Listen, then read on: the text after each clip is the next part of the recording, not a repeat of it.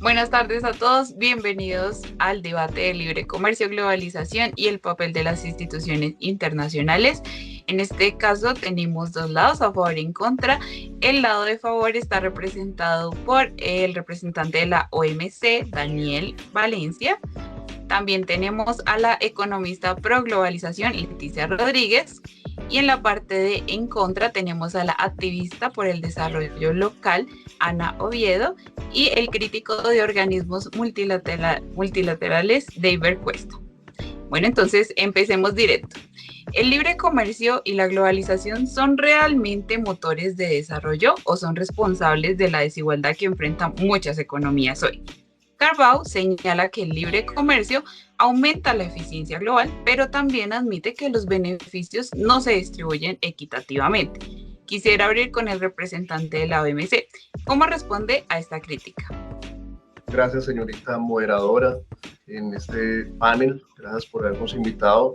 Lo primero que hay que explicar es que, para empezar, debemos recordar que el comercio internacional no es solo un invento de ahora, posmoderno, es un motor de desarrollo desde hace siglos.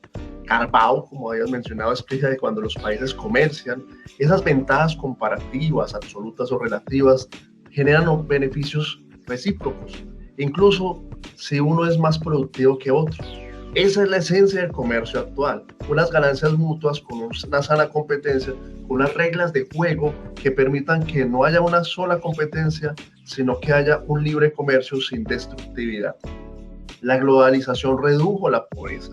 China sacó a más de 700 millones de personas de la pobreza, integrándose a una economía mundial. Y ahorita, dentro de este panel, mencionaremos casos como el de Corea del Sur, que si bien tuvo una crisis económica al final del siglo XX, en el año 97, y aún con gobiernos de derecha y de izquierda, sale avante de la crisis financiera de préstamos con un préstamo del Fondo Monetario Internacional, convirtiéndolo en un país de los más altos en vía de desarrollo. Hay desafíos, pero el comercio ha mejorado el bienestar, tanto en Corea del Sur como en el resto del mundo.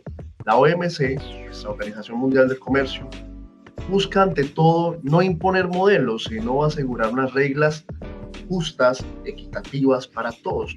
Krugman, Osfer y Meritz así lo advirtieron, que si existían acuerdos bilaterales o multilaterales, los países podían ser, en vez de débiles, tener una ventaja y no ser antes una desventaja. El sistema multilateral le da un equilibrio a esta cancha de juego de competencia, porque sin reglas claras, como ya lo vimos, el proteccionismo lleva a represalias y lleva esto a crisis globales, como la Gran Depresión en el 29. Ese es el rol de nosotros, un rol ante toda la humanidad. Muchas gracias, representante. Pero también se ha dicho que esas reglas benefician más a los grandes que a los pequeños. Le doy la palabra a nuestra representante activista. Exacto, porque aunque suene bonito en teoría, la globalización no ha sido un proceso neutral. Los países ricos controlan el comercio mundial, fijan precios, imponen estándares, dominan las cadenas globales de valor. Mientras tanto, los países pobres quedan relegados a ser proveedores de materias primas. Carbau menciona que en muchos casos el comercio reproduce patrones coloniales. Nosotros producimos minerales y alimentos, ellos venden tecnología y marcas. Y adivina quién gana más. Además, cuando un país intenta proteger su industria naciente, defender su agricultura, subir salarios mínimos, termina denunciando en la OMC por competencia desleal. ¿Quién decide qué es justo? Los que tienen el poder de definir la regla. Krugman reconoce esta tensión. La OMC puede limitar la soberanía de los estados al priorizar comercio sobre derechos laborales o ambientales. Entonces sí, el libre comercio aumenta el Producto Interno Bruto, pero no garantiza bienestar ni equidad social. Muchas gracias, activista. Tenemos un punto bastante fuerte. Pero algunos economistas sostienen que la globalización puede ser positiva si se gestiona bien. Economista, ¿usted qué opina? Estoy de acuerdo con algunos puntos, pero quiero poner el contexto. El comercio no es el villano. Krugman muestra que la apertura comercial va a generar precios más bajos, variedad de productos, competencia que impulsa innovación, desarrollo tecnológico y aumento del empleo exportador. El problema aparece si un país no se prepara, si no invierte en educación, en innovación y políticas de ajuste para trabajadores desplazados. Culpar a la globalización por desigualdades como culpar al clima por las inundaciones. La naturaleza no es el problema, la falta de infraestructura sí. Además, recordemos, los países más desarrollados hoy no se aislaron, sino que se integraron inteligentemente, invirtieron en capital humano y fortalecieron su industria. No se trata de globalización sí o no, sino de cómo aprovechamos sus oportunidades y mitigamos sus riesgos. Muchas gracias, economista. Pero la pregunta sigue, ¿esas políticas internas son posibles cuando los organismos multilaterales como el Fondo Monetario Internacional o el Banco Mundial imponen condiciones? Le doy la palabra a nuestro crítico. Gracias, Jessica. No, porque pues estas instituciones lo que suelen hacer es recetar políticas estándar. Entonces podemos, como ejemplo, hablar sobre la crisis asiática entre los años 97 y 2000. ¿Qué fue lo que recomendó el Fondo Monetario Internacional? Exigió austeridad fiscal, que se elevaran las tasas de interés, y de igual forma lo que solicitó fue que hubiera una apertura financiera de una manera más inmediata. El mismo Joseph Stiglitz denunció esto, donde no estaba de acuerdo, ya que esto pues agravaba la recesión, más no aliviaba el problema. Otro ejemplo que podemos poner en América Latina, cerca de los años 90, los planes eran ajustar por parte del Banco Mundial y el Fondo Monetario Internacional. Que solicitaron fue una privatización que fuera más rápida, que se elevaran los despidos, y pues también esto hacía que hubiera una pérdida de soberanía en la parte económica de los países. Y hoy, aunque se hablan de reformas, pues el poder en sí de decisión sigue concentrado en los países desarrollados. Otro ejemplo ya volvió muy común es Estados Unidos, donde aplica el veto en esas reuniones y más en el Fondo Monetario Internacional. Entonces es irónico que los organismos que hablan tanto de democracia económica, pues al fin no son tan democráticos. Muchas gracias, crítico. Quisiera aprovechar para preguntar algo directamente, y es, ¿los organismos multilaterales entienden realmente las problemáticas de cada país o actúan desde un modelo único? Bueno, quiero profundizar en algo que suele minimizarse, que es el costo humano de las políticas del Fondo Monetario Internacional. Cuando la crisis asiática golpeó en el 97, pues millones de personas perdieron el empleo. Los gobiernos lo que hicieron fue recortar el gasto en salud y educación. Entonces, obviamente la población se negó a pagar la factura.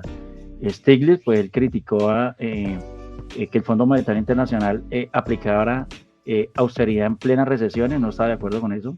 Entonces, lo que contradecía los principios básicos de la recuperación económica de Keynes. Entonces, en recesión, pues se expande el gasto público, no se recorta.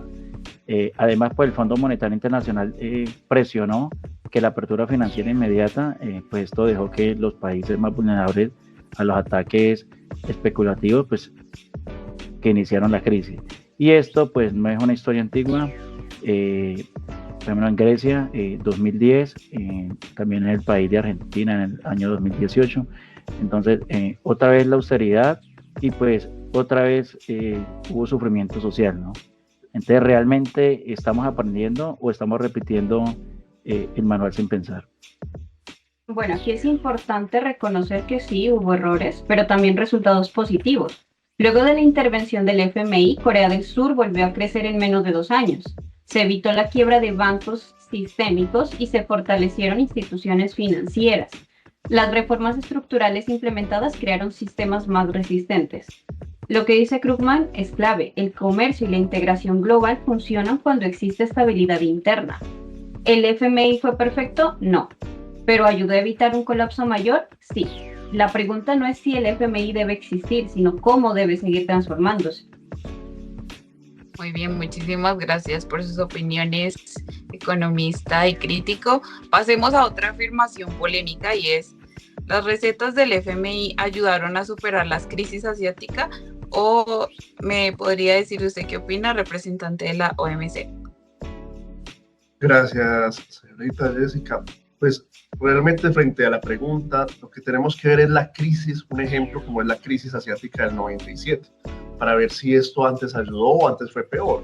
Si nosotros nos ponemos a analizar, la crisis se da porque la moneda surcoreana baja y los bancos no tenían por qué pagar los empréstitos internacionales.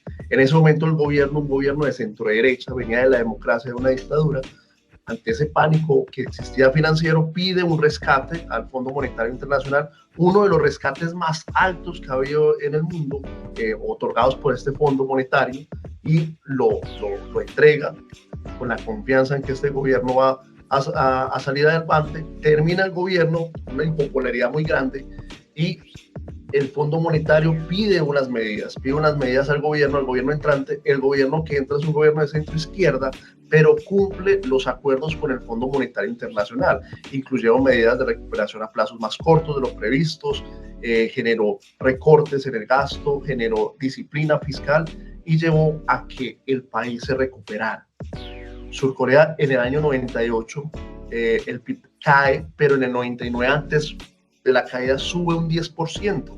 ¿Habría sido posible esto sin estabilizar la macroeconomía? Creemos que no. Los análisis de Krugman, Oswald y Meritz muestran que la integración financiera exige disciplina tributaria, fiscal y correcciones internas. Por ejemplo, lo que hicieron ellos para corregir el gobierno financiero de corporaciones financieras y evitar que se contagiara a nivel global. Es fácil criticar desde una distancia, desde otros países, pero lo difícil en ese momento era que se destruyera por completo la credibilidad internacional de la región, de todo el área de Asia. En resumen, ese Fondo Monetario Internacional evitó el colapso aún mayor, que se contagiara a otros países del sudeste asiático. Las reformas fortalecieron esos sistemas bancarios y regresaron rápidamente a una estabilización o crecimiento. Doloroso sí, generó impopularidad sí, pero necesario también. Yo no niego la recuperación económica, niego el costo humano que se decidió ignorar. Stiglitz explicó que el FMI recetó tasas de interés elevadísimas para defender las monedas, pero eso provocó quiebras masivas. Empresas cerraron, trabajadores despedidos, familias llevadas a la pobreza, se estabilizaron los indicadores financieros, pero se destabilizó la vida de la gente. Además, el FMI exigió apertura financiera total, dejando a los países expuestos a especulación internacional, que fue precisamente lo que inició la crisis. Es como si la casa se incendiara y el bombero llegara con gasolina. Primero apaguemos el incendio financiero, pero ¿a qué costa de agravar el social? La economía no solo son números, son personas. Bueno, muchísimas gracias por sus opiniones, representante activista. Pues parece que no hay un consenso. Pasemos a otra afirmación. ¿La mentalidad ortodoxa del FMI y el Banco Mundial impiden un diálogo constructivo? Activista, por favor, empiece usted.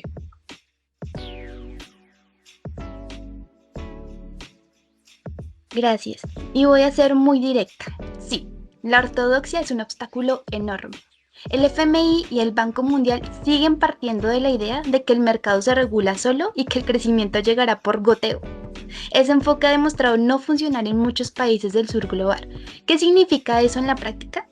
Que cuando los gobiernos quieren mejorar salarios, regular capitales golondrina, proteger una industria nacional, invertir en salud y educación, las instituciones dicen que no, porque espanta a los inversionistas.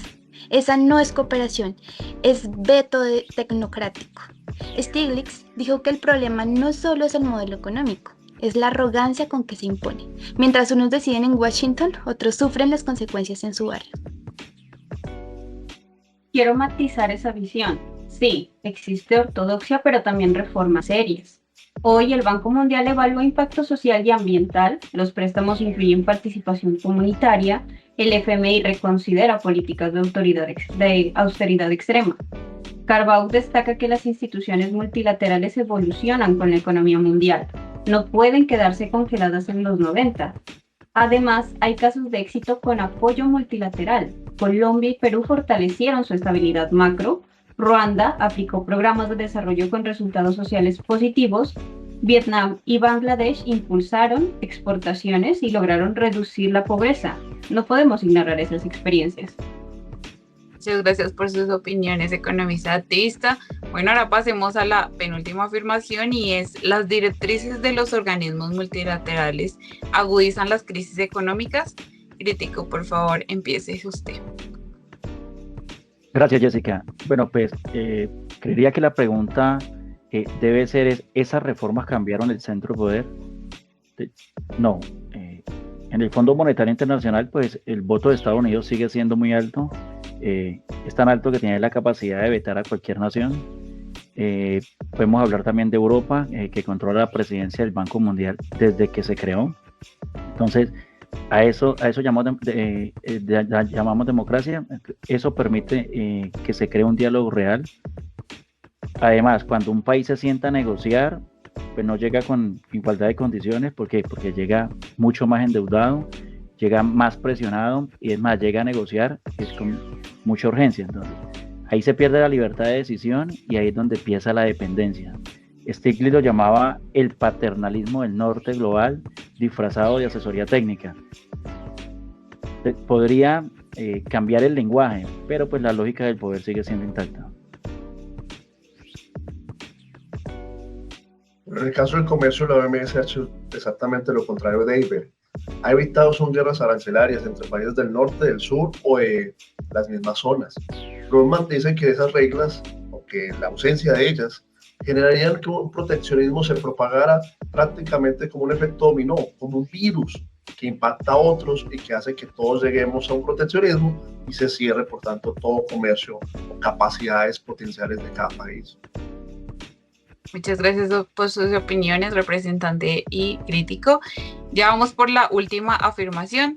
Los técnicos del FMI y el Banco Mundial no realizan un trabajo profesional y adecuado. Economista, cierre usted esta parte. Ok, entiendo la crítica, pero quiero hacer una distinción importante. La OMC no impone políticas macroeconómicas, no exige ajustes estructurales y no dicta austeridad ni reformas fiscales. Nuestro rol es diferente al del FMI y el Banco Mundial. Garantizamos las reglas de juego claras. Esas reglas permiten que los países pequeños demanden a los poderosos, que las barreras injustas se eliminen y que haya transparencia y previsibilidad. Krugman, Obstfeld y Melitz advierten que los acuerdos bilaterales pueden dejar aislados a los países con menos poder de negociación. Ahí la OMC es una herramienta de igualdad, no de dominación. Sí, pero si la Organización Mundial del Comercio prohíbe proteger industria o mejorar estándares, también estaría limitando la soberanía de las naciones. La OMC lo permite en circunstancias muy específicas. La Organización Mundial del Comercio no es el problema. El problema es más político que comercial realmente, seamos a términos prácticos. Tranquilos, tranquilos. Seguimos ya con el cierre de este debate. Gracias a todos. Creo que este debate deja algo claro y es que la globalización no es la heroína ni la villana. Como dice Carbao, el libre comercio puede ser fuente de bienestar si se acompaña de políticas adecuadas. Y como advierte Krugman, el problema no es abrirse al mundo, sino hacerlo sin proteger a los vulnerables. Los organismos multilaterales como el FMI, el Banco Mundial, la OMC, cumplen un papel importante, pero necesitan más flexibilidad, sensibilidad y equilibrio. En este debate hemos escuchado realidades que conviven y es que la globalización ha generado mayor comercio, innovación, prosperidad, pero también ha ampliado brechas, ha afectado industrias locales y limitado soberanías. Carbao y Krugman coinciden en que el libre comercio no es un fin en sí mismo, solo funciona si se distribuyen sus beneficios equitativamente.